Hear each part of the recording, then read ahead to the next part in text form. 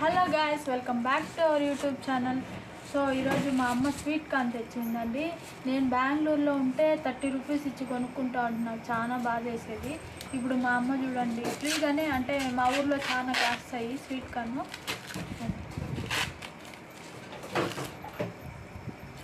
Sweet corn చూడండి, fish fry చేసి ఎగిరేసింది guys. Black అయిపోయింది.